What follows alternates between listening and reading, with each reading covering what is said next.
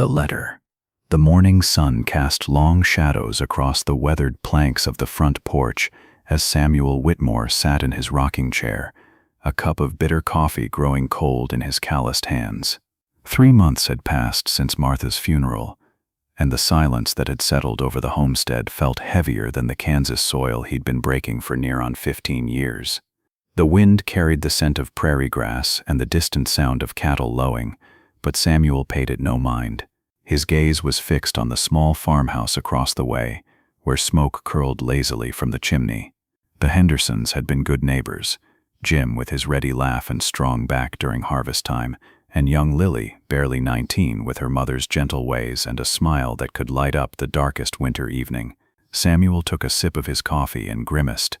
Martha would have scolded him for letting it go cold.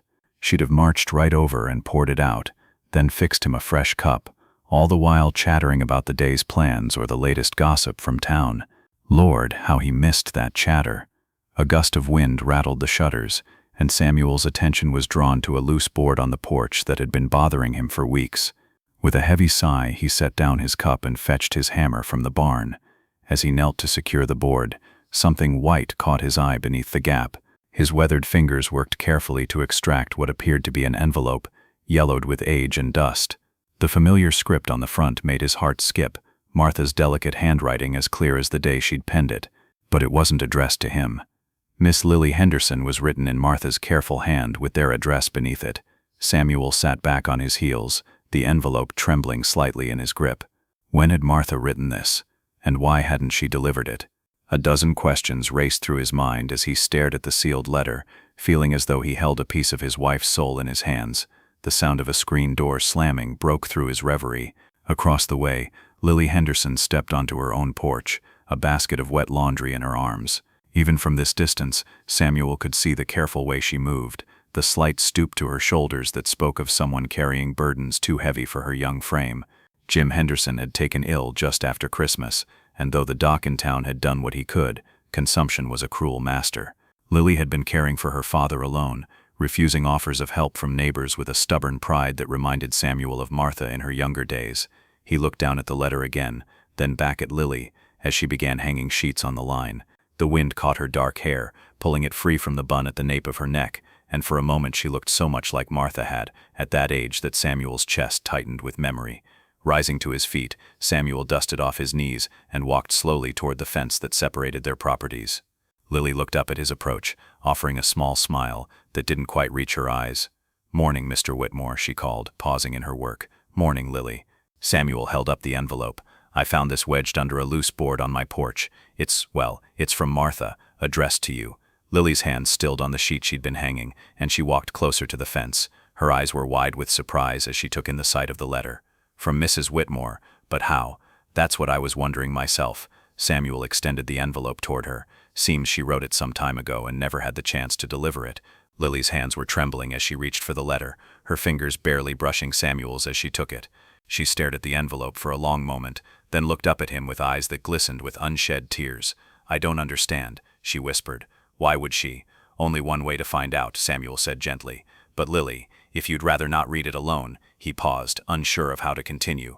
The truth was, he desperately wanted to know what Martha had written, but more than that, something in Lily's expression, a fragility he recognized from his own reflection, made him reluctant to leave her alone with whatever message his wife had left behind.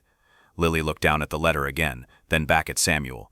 "Would you mind staying while I read it? I know it's not addressed to you, but Martha was my wife," Samuel said simply. "Whatever she had to say to you, I reckon it might concern me too." Lily nodded and after a moment's hesitation broke the seal. The paper crackled as she unfolded it, and Martha's familiar handwriting filled the page. Samuel moved closer to the fence, close enough to catch the faint scent of lavender soap that seemed to cling to Lily's hair. "Would you read it aloud?" he asked quietly. "I'd like to hear her words in a voice again, even if it's not hers." Lily cleared her throat softly and began to read. "My dear Lily, if you are reading this letter, then I am no longer here to say these words to you myself, and for that I am truly sorry.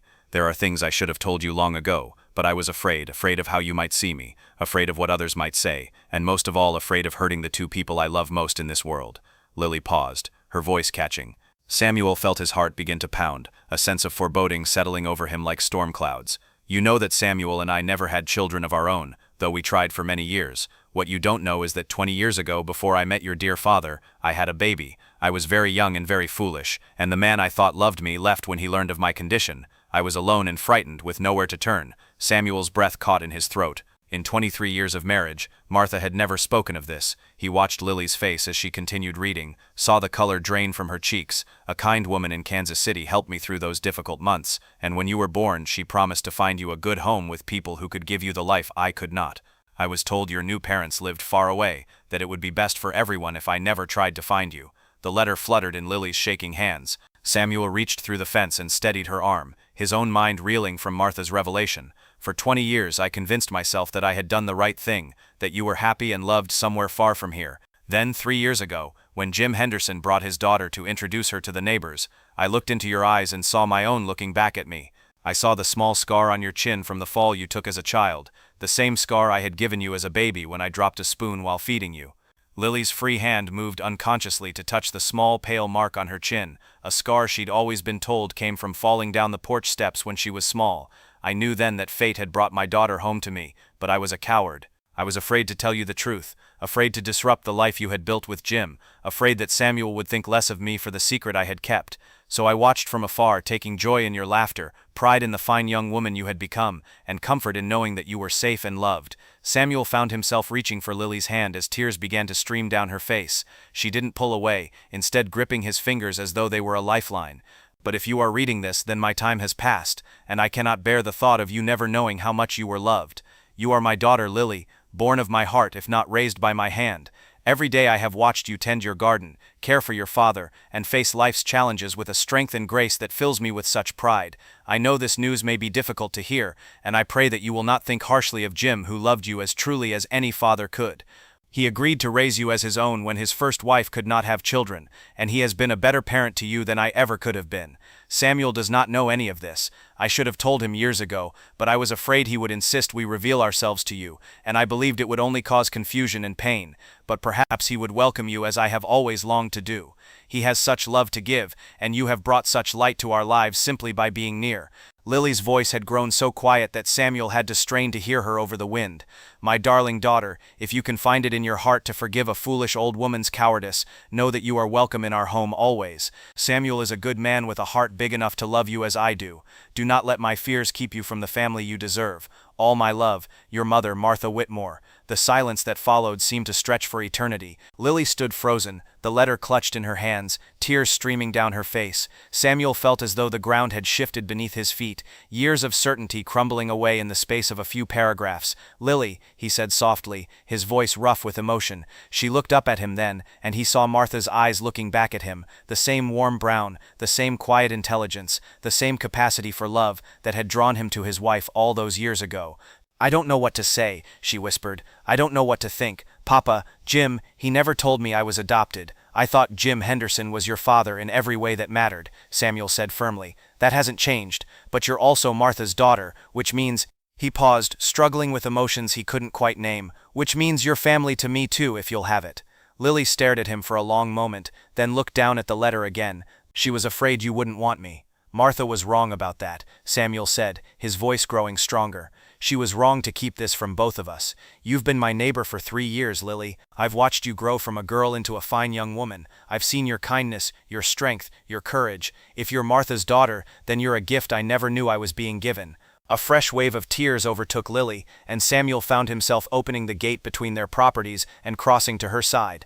Without thinking, he pulled her into his arms, holding her as she sobbed against his chest. "There now," he murmured, his own eyes burning with unshed tears. "There now, child, you're not alone." They stood that way for several minutes, two people bound together by loss and love and the revelation of a secret that had shaped all their lives. When Lily finally pulled back, her eyes were red but clearer. "What do we do now?" she asked. Samuel looked back toward his empty house, then at the Henderson place where Jim lay dying, then at the young woman before him, Martha's daughter, his daughter now if she would accept him. "Well," he said slowly, "I reckon the first thing we do is get you some coffee that isn't stone cold, and then we figure out how to be a family." Lily managed a watery smile. "I'd like that, Mr. Whitmore." "Samuel," he corrected gently, "family doesn't stand on ceremony." As they walked toward the Whitmore farmhouse together, Samuel felt something shift in his chest. the crushing weight of grief easing just enough to let in a ray of hope. Martha was gone, and that pain would always be with him. But in her final gift she had given him something he'd never dared to hope for, a daughter to love, and a reason to believe that the future might hold more than just empty rooms and silent meals. The wind picked up again, rustling the prairie grass and carrying with it the promise of rain. Samuel looked up at the gathering clouds and smiled, thinking of Martha and the way she'd always loved a good storm. She'd say it was nature's way of washing the world clean, making room for new growth. As they climbed the porch steps together, Lily paused and looked back toward the Henderson place. "Papa's dying," she said quietly. "The doctor says it won't be long now." Samuel nodded, understanding the weight of her words. "When the time comes you won't face it alone, and after well, this house has been too quiet anyway." Lily looked up at him with eyes that held a mixture of grief and gratitude. "Martha chose well when she married you. I'm beginning to think she was a lot wiser than either of us gave her credit for," Samuel replied, holding open the screen door. "Come on inside, daughter. Let's see about that coffee." As the door swung shut behind them, the wind caught the loose board on the porch, rattling it against the frame. But this time Samuel didn't mind the sound. It was just the house settling, making room for the changes to come. Inside, as Samuel busied himself with the coffee pot, and Lily sat at Martha's kitchen table, reading and rereading the letter that had changed everything, the silence felt different. It was no longer the hollow quiet of loneliness, but the peaceful calm of a family coming together. Outside, the first drops of rain began to fall, washing the dust from the prairie and nourishing the seeds that lay waiting in the fertile Kansas soil.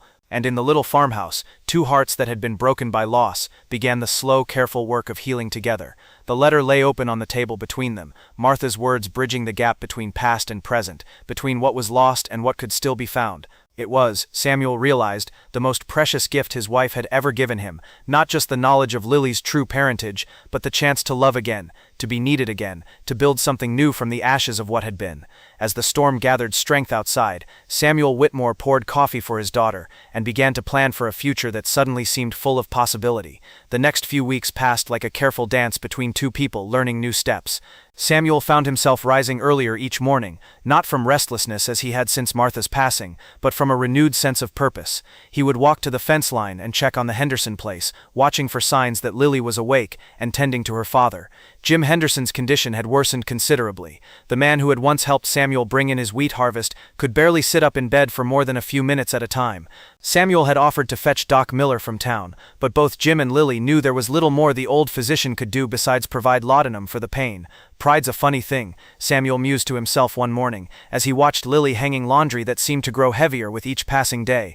He remembered his own stubborn refusal to accept help after Martha's death, how neighbors had left casseroles on his porch that he'd barely touched, too wrapped up in his grief to recognize the kindness being offered. But Lily was different. Where Samuel had retreated into solitude, she seemed to be drowning quietly, accepting her burden with a stoic grace that reminded him painfully of Martha. It was time to be more direct. That afternoon he crossed the property line without invitation, carrying his toolbox and a pot of the stew he'd managed to prepare without burning.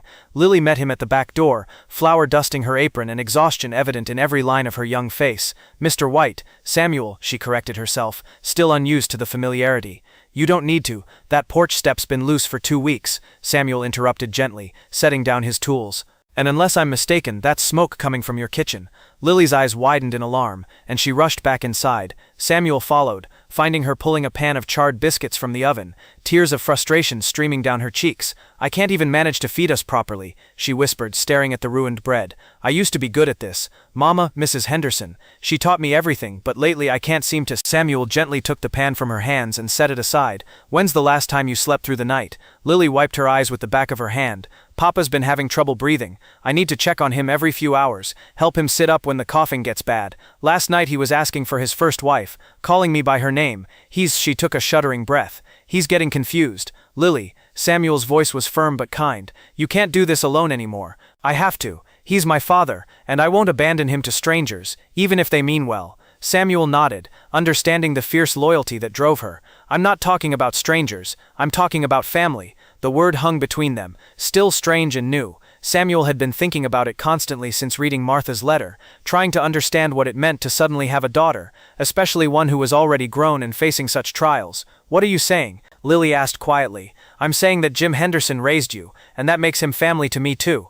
I'm saying that you don't have to carry this burden alone anymore. Samuel looked around the small kitchen, noting the stack of dishes that had gone unwashed, the half-finished mending in a basket by the window, the general air of a household slowly coming apart at the seams. I'm saying that Martha would tan my hide if she knew I was letting her daughter struggle like this when I could help. Lily was quiet for a long moment, and Samuel could see the war playing out across her features, pride battling with exhaustion, independence fighting against the deep human need for support. What would people say? She finally asked. A single woman and a widowed man. The gossips in town would have a field day. Samuel almost smiled at that. Lily, folks have been gossiping about everyone from here to Dodge City since before either of us was born. Let them talk. Anyone who knows us will understand that family takes care of family. But they don't know we're family, and I don't know if I'm ready to tell them about the letter. Then we don't tell them. Not yet, anyway. Far as anyone needs to know, I'm being a good neighbor, helping out during a difficult time. Nothing more complicated than that. Lily looked toward the bedroom where her father lay, then back at Samuel. The decision, when it came, seemed to flow out of her like a long-held breath. All right, she said simply, but I won't be a burden to you. If you're going to help, then I insist on helping you too. Your place needs a woman's touch, and I've been watching you try to mend that torn curtain in your kitchen window for 2 weeks now. Samuel felt something warm spread through his chest at her words. It's a deal. The arrangement they worked out was simple and practical. Samuel would spend his mornings tending his own farm and his afternoons helping with Jim's care and the heavier household tasks at the Henderson place. Lily would prepare meals for both households, handle the mending and household management that Samuel had been neglecting, and continue her father's care with Samuel's assistance. It took only a few days for their routine to feel natural. Samuel would arrive each afternoon with whatever needed fixing, whether it was a loose board, a stubborn door hinge, or a fence post that had worked loose in the spring rains. Lily would have coffee waiting and a task list that kept them both busy until evening. The change in Jim Henderson was remarkable. Having another man around seemed to ease something in the dying farmer's mind. Samuel would sit by his bedside in the evenings, talking about crops and weather and the old days when they'd first arrived in Kansas. Sometimes Jim was lucid and engaged. Other times he drifted in and out of the past, calling Samuel by his brother's name or asking about cattle that had been sold years ago. It's good for him, Lily confided to Samuel one evening as they sat on the porch, listening to Jim's peaceful breathing through the open window. He's been worried about leaving me alone. Knowing you're here, it gives him peace. Samuel nodded, understanding more than she knew. He'd spent many sleepless nights after Martha's diagnosis, terrified of what would happen to her if his own health failed. The blessing of knowing your loved ones would be cared for was not one he took lightly. Tell me about Martha, Lily said suddenly. Not about the letter or the other thing, just about her as a person. I watched her from afar, but I never really knew her. Samuel leaned back in his chair, a smile tugging at his lips. Your mother was stubborn as a mule, and twice as ornery when she set her mind to something. When we were courting, I thought I was pursuing her, but later I realized she'd been managing the whole thing from the start. Lily laughed, and the sound was so much like Martha's that Samuel felt his heart skip. She had opinions about everything, he continued. The proper way to plant tomatoes, how to train a horse, which families in town were suitable for their daughters to marry, and Lord help you if you disagreed with her when she was in one of her planning moods. What did she think of me? Lily asked quietly. I mean, before she knew who I was? Samuel considered the question carefully. She thought you were too thin, and worked too hard. She was always after me to find excuses to bring you vegetables from our garden or to invite you and Jim for Sunday dinner. She said you had sad eyes but a strong spirit. He paused, remembering. After she got sick, she used to watch you through the kitchen window when you were working in your garden. She said it gave her comfort to see young hands tending growing things. Tears glistened in Lily's eyes. I wish I had known her better. She knew you, Samuel said simply. That was enough for her. As the days passed, Samuel began to understand what Martha had seen in Lily. Despite her youth, she had a wisdom that came from facing life's hardships head-on. She never complained about the exhausting routine of caring for a dying man, never seemed to resent the way her own life had been put on hold. But more than that, she had a gentle humor that could coax a smile from even the darkest moments.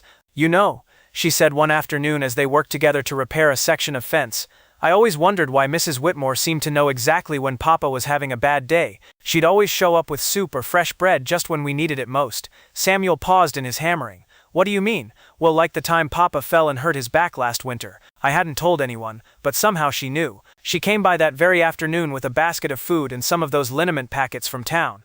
Lily secured a fence post while Samuel attached the rail. Or when I was sick with that fever in the spring. I hadn't been outside in 3 days, but she sent you over with medicine and insisted on checking on me herself. Samuel felt a familiar ache in his chest. Martha had always been observant, always watching out for others, but he was beginning to realize the extent to which she'd been keeping track of Lily's welfare. She never told me about bringing you medicine, he said. She made me promise not to mention it, said you'd worry too much and insist on fetching the doctor. Lily smiled at the memory. She sat with me for hours that day, putting cool cloths on my forehead and making sure I drank enough water. I remember thinking how lucky you were to have someone who cared so much. The revelation hit Samuel like a physical blow. All those times Martha had made extra food just in case someone dropped by. All those walks she'd taken past the Henderson place for the exercise. All those small acts of kindness he'd attributed to her generous nature had been something more, a mother's secret vigil over the daughter she could never claim. That evening, as Samuel sat by Jim's bedside while Lily prepared dinner, the older man gripped his hand with surprising strength. "Samuel," Jim wheezed, his voice barely above a whisper, "need to tell you something." Samuel leaned closer. "What is it, Jim?" "About Lily. About how she came to us." Jim's eyes were clearer than they'd been in days. "I know Martha told her the truth. Lily showed me the letter." Samuel felt his breath catch. "Jim, you don't need to." "Yes, I do." Jim's grip tightened. "When my first wife died, couldn't have children, thought I'd never have a family. Then this woman from Kansas City wrote, said she had a baby girl who needed parents, good parents." Jim's eyes filled with tears. "Never told Lily her mother lived so close, thought it would be too confusing for everyone. You gave her a good life, Jim. You were a real father to her, tried to be. But Samuel, Martha was right to worry. Lily's going to be alone soon, and she's too young, too stubborn to ask for help when she needs it." Jim's breathing became more labored. "Promise me you'll look after her, not because of what Martha wrote in that letter, but because she's a good girl who deserves better than struggling alone." Samuel squeezed the dying man's hand. "I promise, Jim. She's family now." Jim nodded and closed his eyes, seeming to relax for the first time in weeks. "Good, that's good." 3 days later, Jim Henderson passed away peacefully in his sleep. Samuel found Lily sitting beside the bed at dawn, holding her father's still hand, and crying quietly. He said nothing, simply wrapped a quilt around her shoulders, and held her while she grieved. The funeral was well attended, with neighbors coming from miles around to pay their respects to a man who'd been known for his honesty and hard work. Samuel stood beside Lily throughout the service, and if anyone thought it strange that the widowed farmer was taking such an active role in the Henderson girls' affairs, they kept their opinions to themselves. After the burial, as friends and neighbors gathered at the Henderson place for the traditional meal, Lily pulled Samuel aside. "I need to decide what to do about the farm," she said, her voice steady despite the redness around her eyes. "Papa left it to me, but I can't work it alone, and I can't afford to hire help." Samuel had been expecting this conversation. "What do you want to do?" "I don't know. This place is all I've ever known, but it's too much for one person." She looked around the small farmhouse with its worn furniture and familiar smells. "Maybe I should sell it, find work in town. Or," Samuel said carefully, "you could come home with me." Lily stared at him. "Samuel, people would talk. A young woman moving in with a widowed man. It wouldn't be proper." "Then we'll make it proper." The words came out before Samuel had fully thought them through, but once spoken he realized they felt right. "Lily, I'm not talking about anything improper. I'm talking about adoption. Legal adoption. You'd be my daughter in the eyes of the law as well as in truth." Lily's eyes widened. "Is that even possible? I mean, at my age, I'll ride into town tomorrow and talk to the lawyer." "But yes, I believe it is." Samuel took her hands in his. "Think about it, Lily. You'd keep your independence, but you'd have a home, a family, and He paused, realizing how much he meant what he was about to say. "I'd have a daughter, something I never thought I'd be blessed with." As the last of the neighbors departed and evening settled over the prairie, Lily and Samuel sat together on the porch where this all began, watching the sun set behind the wheat fields. "I keep thinking about what Papa said before he died," Lily said quietly, "about Martha knowing I was her daughter all these years and never saying anything. It must have been so hard for her." "Your mother was brave in ways I'm only beginning to understand," Samuel replied. "But she was also human. She made choices based on fear instead of love, and I think she regretted that." Lily was quiet for a long moment. "If I do this, if I let you adopt me, what happens to this place? We could rent the land to young couples just starting out, or sell it to someone who'd farm it properly. The house," Samuel looked at the little farmhouse where Jim Henderson had raised Martha's daughter with such love and care. "The house will keep. It's part of your history, and someday you might want to live here again." "With my own family?" Lily asked. "With your own family," Samuel confirmed, "when the time comes." As the stars began to appear in the darkening sky, Lily made her decision. "Yes," she said simply, "I'd like that very much, Papa." The word hung in the air between them. strange and wonderful, and full of promise. Samuel felt tears prick his eyes as he realized that Martha's final gift had been even greater than he'd understood. She hadn't just given him a daughter, she'd given him hope for the future, a reason to keep building instead of just surviving. "Welcome home, daughter," Samuel said, pulling Lily into a hug that felt like the beginning of everything.